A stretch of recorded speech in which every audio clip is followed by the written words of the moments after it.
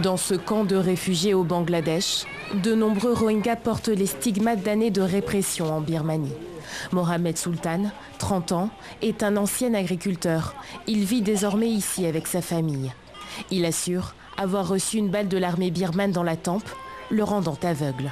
Les soldats ont tiré une balle ici. La balle est sortie de l'autre côté et je suis tombé.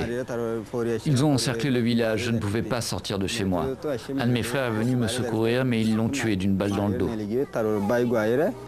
Des victimes de tout âge.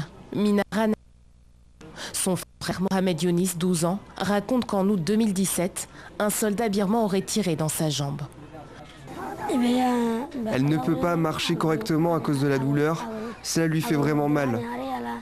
Des souvenirs douloureux.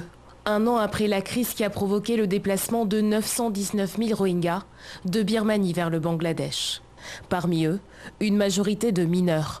L'UNICEF appelle le gouvernement de Birmanie à assurer la protection des enfants issus de cette communauté musulmane tout en facilitant leur accès à l'éducation.